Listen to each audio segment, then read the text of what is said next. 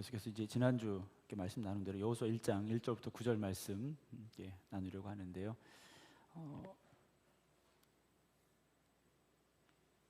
하나님의 은혜로 살아간다라는 그 고백을 여러분들은 정말 여러분들의 삶을 통해서 하고 계신가라는 질문을 먼저 드려봅니다.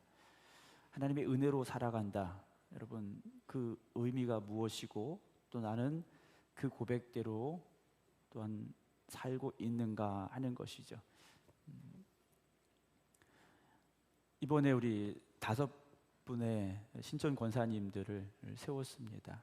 권사님들이 이제 권사 직분을 받으시고 임직 예배를 드리면서 저한테 물어보셨어요. 목사님, 권사의 직분을 받는데 교회 뭘 어떻게 해놔야 되나요? 이렇게 물어보시더라고요. 안 하셔도 됩니다 그랬어요. 네.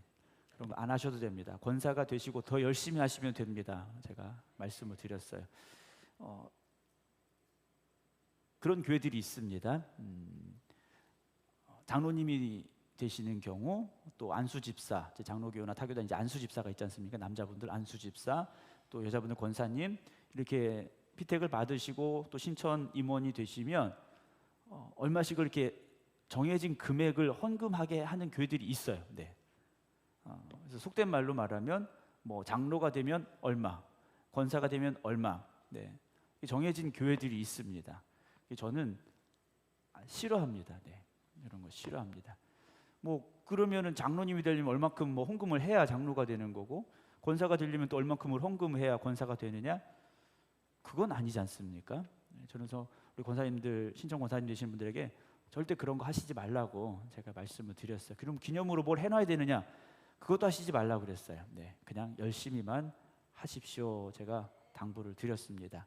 우리 오늘 정옥봉 권사님 나오셨는데, 정옥봉 권사님 이번 이제 2월 7일 날 장로 고시를 치르게 됩니다. 신천 장로 고시를 치르게 됩니다. 그래서 서류를 이제 접수를 했는데, 정옥봉 권사님도 부담 가지실 필요 없어요. 내가 장로가 되면 뭘 하나 해놔야 되느냐, 그럼 고민하실 필요 없습니다. 그냥 지금 하셨던 것처럼 열심히 계속 하시면 돼요.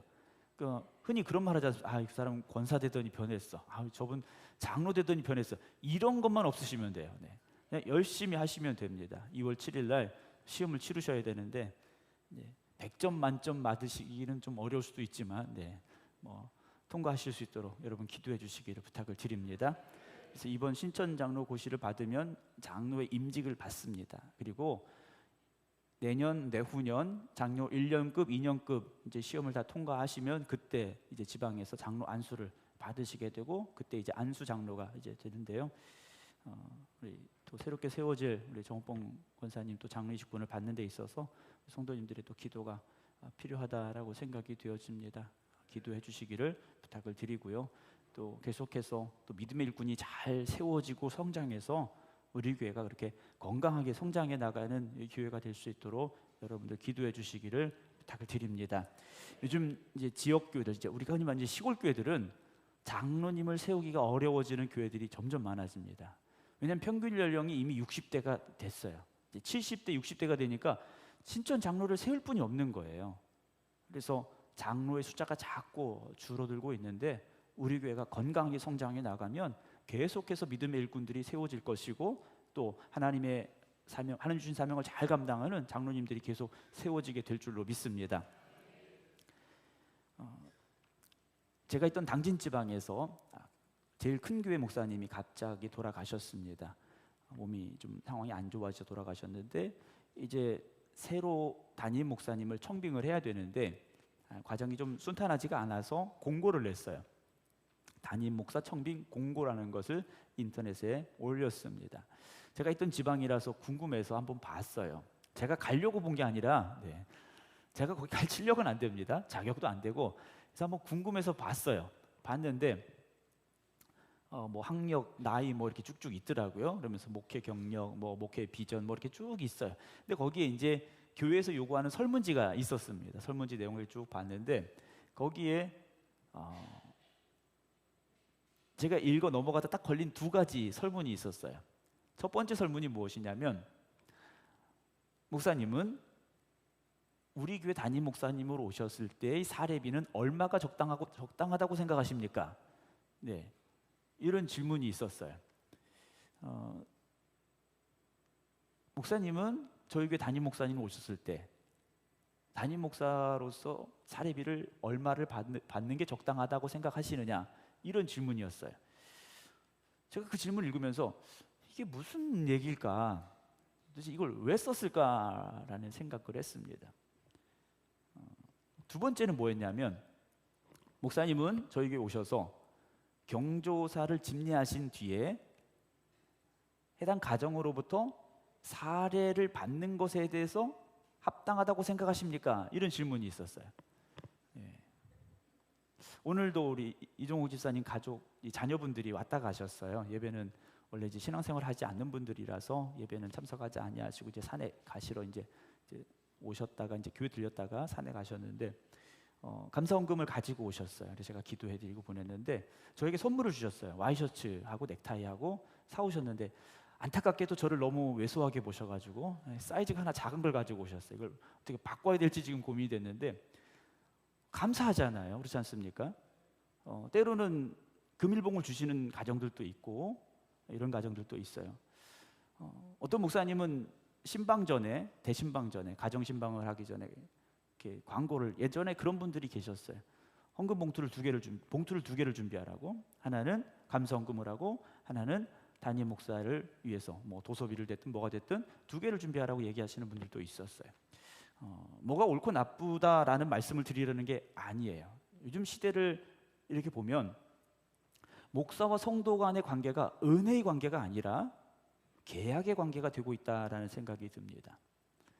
담임 목사를 청빙함에 있어서 담임 목사를 고용하는 듯한 그런 의미를 제가 그 교회 담임 목사 청빙 공고에 있는 설문지를 보면서 그런 생각이 들었어요. 저와 여러분들의 관계는 은혜의 관계지 않습니까? 은혜의 관계예요. 어떤 계약의 관계도 아니고 고용의 관계도 아니고 저는 은혜의 관계라고 생각을 합니다. 그래서 여러분들이 하나님 앞에 드린 헌금을 통해서 교회를 운영하고 선교비를 쓰고 또 담임 목사에게 사례비를 주는 걸 저는 은혜로 생각하고 받아요. 네. 그래서 그것이 많건 적건 감사함으로 받는 겁니다. 때로는 저에게 식사를 사주시거나 어떤 책을 사보세요 하고 돈을 주시는 것도 은혜로 받고 감사함으로 받는 거예요. 이걸 은혜로 생각 안 하면 상당히 머리 아파집니다. 그리고 시험이 들 수밖에 없어요.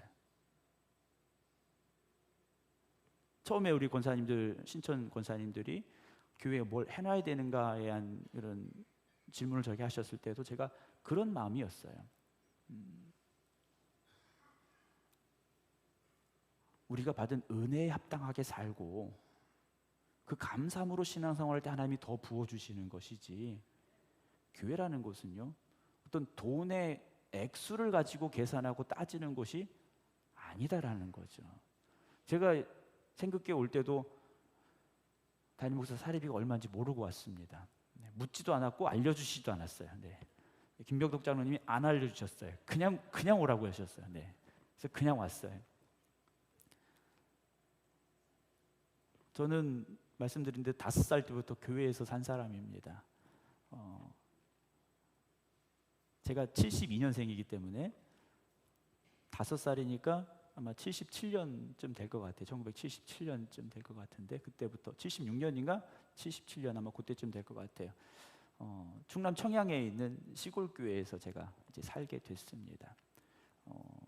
시골 교회는 사실 뭐 풍족한 게 없어요. 네, 뭐 도시교회보다 그 당시 도시교회도 다 뭐 마찬가지긴 합니다만 참 힘들고 어려운 시골 교회에서 제가 자랐습니다.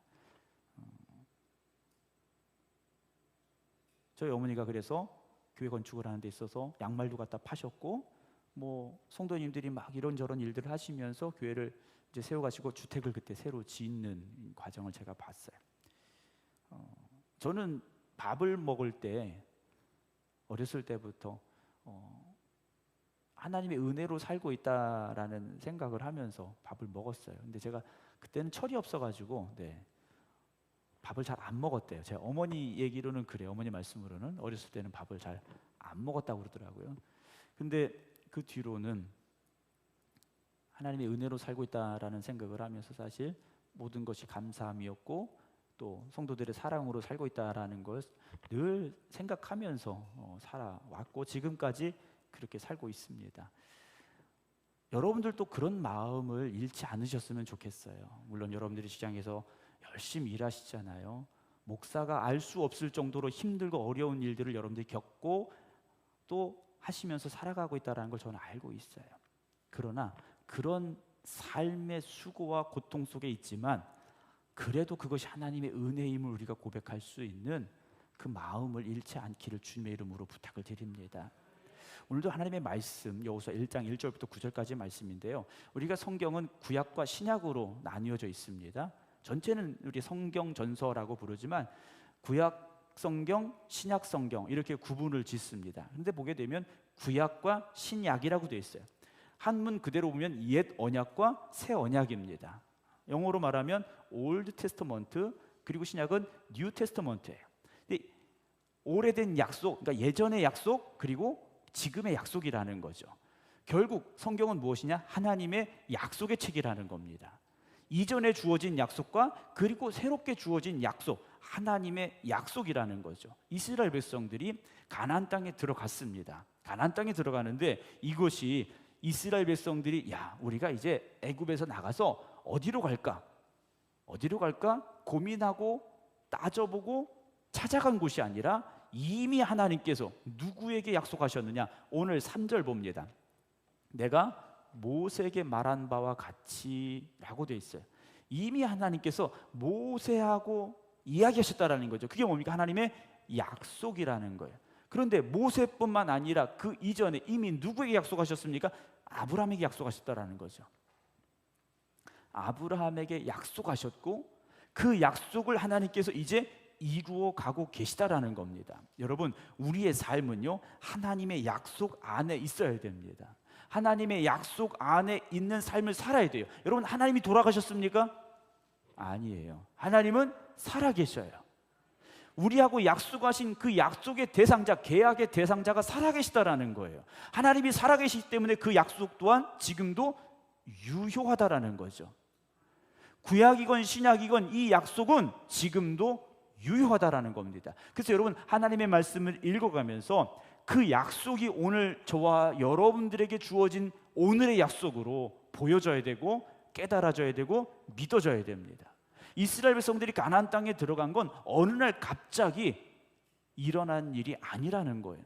이미 하나님께서 아브라함에게 약속하셨고 그로부터 약 600년이 지난 그때쯤 이스라엘 백성들의 삶 속에 현실로 주어졌다라는 거죠. 여러분, 약속이 있다면 그 약속은 반드시 될 줄로 믿으셔야 그것이 믿음이지 않습니까? 우리나라 사람들이 하는 말 중에 그냥 인사로 하는 말 중에 그런 말이 있어요. 언제 만나서 밥 한번 먹자. 네. 그렇죠? 언제 우리 밥 한번 먹자. 이 언제가 언젠지는 아무도 몰라요. 그렇지 않습니까? 날짜가 정해지면 그건 진짜 밥 먹자는 거지만 언제 만나면 밥 먹자 이건요 그냥 헤어지는 인사예요. 여러분, 그 사람이 나한테 왜 밥 안 사주는가? 여러분, 그렇게 깊게 고민하지 마세요. 네. 그건 기회가 되면 먹을 수도 있고 기회가 안 되면 못 먹는 약속이니까 그건 그냥 흘려보내시면 돼. 안무개가 나오고 언제 밥 먹자고 그랬는데 언제 밥 먹자고 할까? 여러분, 그렇게 그런 거 가지고 신경 쓰지 마세요. 그러나 하나님의 약속은 반드시 이루어집니다. 600년이 지나도 1000년이 지나도 하나님의 약속은 반드시 이루어집니다. 사람과 사람 사이의 계약은요 그 해당 당사자가 살아있는 동안에 유효한 거지 않습니까? 그 사람이 죽으면 그 약속은요 이제 끝난 거예요. 하지만 하나님의 약속은 절대로 깨어지는 게 아니라는 거죠. 하나님께서 아브라함을 택하시고 부르셔서 믿음의 조상으로 삼아 주셨어요. 그렇죠? 믿음의 조상으로 삼아 주셨습니다. 그럼 그 믿음 안에 있는 사람은 다 아브라함의 후손이 되는 것이고 아브라함에게 주신 약속은 믿음의 후손된 저와 여러분들에게도 이루어질 약속이라는 거죠. 아브라함의 후손 이삭을 지나 야곱을 지나 그리고 요셉까지 이르렀지 않습니까? 요셉을 왜 애굽으로 내려보내셨습니까? 겉으로 보여진 건 형들의 시기와 질투였어요. 그러나 하나님 편에서 보면 요셉을 어떻게 보내신 겁니까? 먼저 보내신 거예요. 나중에 요셉이 고백하는 것처럼 하나님이 우리 가족들을 살리시려고 먼저 보내신 거예요. 그러니까 그 약속이 깨달아진 요셉의 눈에는 하나님의 약속 때문에 내가 여기 왔다라는 것이 보여지게 된다라는 거죠. 여러분들이 살아가는 삶에 고난이 올 수 있습니다. 어려운 시간을 만날 수 있어요. 그런데 그냥 그 어려운 상황만 보면 힘들고 어렵죠. 짜증나고 절망스럽고 좌절할 수밖에 없어요. 그러나 합력하여 선을 이루신 하나님의 뜻을 우리가 깨닫기 시작하고 그것이 보여지기 시작하면 내 고난도 나에게 유익함이 되는 것이고요, 나의 과정을 통하여 하나님은 나를 만들어 가시는 것이고, 나를 통하여 새로운 역사를 하나님께서 이루어 가시는 것들을 우리가 깨닫게 될 수 있다라는 거죠. 그래서 로마서 8장 28절에 우리가 알거니와 하나님을 사랑하는 자 곧 그 뜻대로 부르심을 입은 자들에게는 모든 것이 어떻게 합니까? 합력하여 선을 이루는 거예요. 좋은 일도 안 좋은 일도 기쁜 일도 슬픈 일도 모든 것이 합력하여서 선을 이루는 것. 그 선이 무엇입니까? 하나님의 뜻하심을 이루어 가게 된다라는 거죠.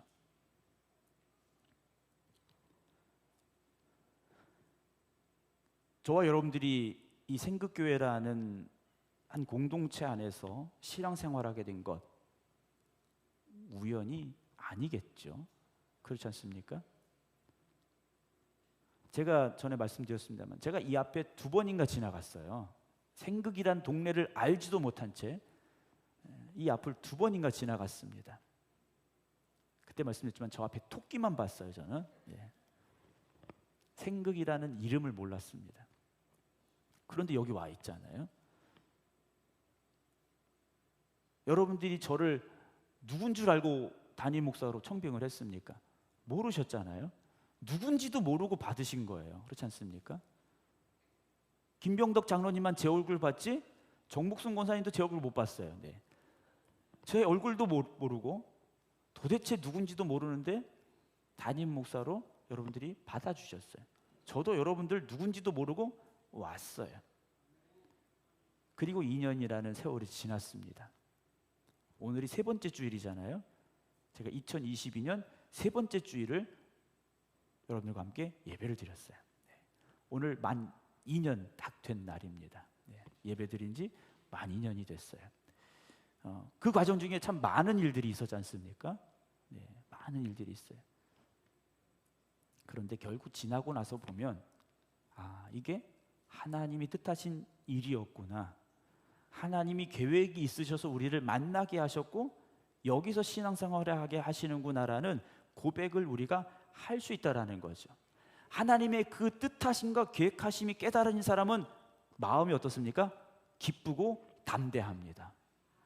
왜냐 이건 내가 한 게 아니거든요. 여러분 제가 여기 오고 싶어서 왔습니까? 모르시죠 그건? 별로 오고 싶지 않았어요. 오고 싶지 않았어요. 이사 온 날도 내가 여기 왜 왔을까 생각했어요. 그런데 하나님의 뜻이 있음을 우리는 믿어야 되고 믿음으로 살고 있지 않습니까? 그러면 세상 말로 말하면 꿀릴 게 없어요.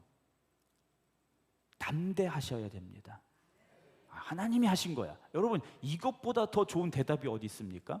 내가 한 게 아니에요. 하나님이 하신 거예요. 여러분들이 저를 청빙한 게 아니라 하나님이 하신 거예요. 제가 여기 오고 싶어서 온 게 아니라 하나님이 데려오신 거예요. 그러면 하나님께 맡겨야 되고 하나님을 의지하면 된다라는 것이죠. 오늘 이스라엘 백성들이요 가나안 땅을 향해 들어갑니다. 누가 가라고 하신 겁니까? 하나님이 가라고 하신 거예요. 왜 가라고 하십니까? 너희가 발바닥으로 밟는 곳은 모두 내가 너희에게 주었다라고 하나님께서 말씀하셔요. 발바닥으로 밟는 곳은 다 너희에게 준 거다라고 말씀하십니다. 여러분 믿음으로 한 걸음 한 걸음 나가시기 바랍니다. 믿음으로 도전하시기 바랍니다. 그러면 하나님의 약속이 현실이 되어지는 놀라운 일들을 보게 되는 역사가 일어날 줄로 믿으시기 바랍니다. 히브리서 11장 우리가 믿음의 장이라고 고백하는 히브리 11장 1절은 어떻게 시작합니까? 믿음은 바라는 것들의 실상이요 보이지 않는 것들의 증거라고 되어 있어요. 우리는 보이지 않습니다. 우리는 몰라요. 그런데 누구는 믿습니까? 하나님은 믿는 거예요. 이스라엘 백성들이 가데스 바네에서 12명의 정탐꾼을 보냅니다. 그 중에 갈렙과 여호수아가 있었지 않습니까? 다 갔다 와서 눈에 보이는 좋은 얘기들을 했어요. 그런데 현실은 어렵다 그랬지 않습니까? 근데 갈렙과 여호수아는 뭐라고 말합니까? 하나님이 주신 땅이라고 말했지 않습니까? 가자고 말한 거예요. 여러분, 믿음은 지금 당장 보이지 않는 것도 보이는 것처럼 고백할 수 있는 게 믿음입니다. 그래서 믿음의 사람은요, 어떤 사람입니까? 꿈꾸는 사람들이에요. 사랑하는 성도 여러분, 꿈을 꾸시기 바랍니다. 여러분, 아름다운 꿈, 멋진 꿈 꾸시기 바랍니다. 이 교회를 통해서, 우리를 통해서 이루어 가실 하나님의 그 멋진 계획을 여러분 꿈꾸시기 바랍니다. 내가 뭘 할 수 있을까? 내가 하는 게 아니라 하나님이 하시는 거예요. 이 나이에 뭘 할 수 있을까? 여러분, 나이가 뭔 대수입니까? 하나님이 하시면 되는 거지 않습니까? 모세는 80세 부름을 받았어요. 여러분, 아브라함은 75세의 부름을 받았습니다. 아들을 100세에 낳았어요. 여러분, 안 되는 건 없습니다. 못하는 것뿐이에요.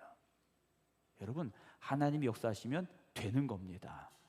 근데 우리가 안 하니까 안 되는 거예요. 못한다고 생각하니까 못하는 겁니다. 신앙생활하면서요, 세상적인 어떤 지식이나 어떤 경험이 많은 사람들이 믿음을 갖는다는 게 쉽지 않습니다. 자기가 가지고 있는 주관이 너무 뚜렷하기 때문에 쉽지 않아요. 그런데 어느 순간 그 한 모퉁이가 깨지기 시작하면 하나님이 어떤 분인가를요 깨달아가기 시작하게 되고, 내가 지금까지 쌓아온 것들이 정말 부질없 헛된 것이었다는 것을 고백할 수밖에 없는 자리에 서게 만드십니다. 여러분, 저나 여러분들은요 그 고백이 있기 때문에 여기 있는 거지 않습니까?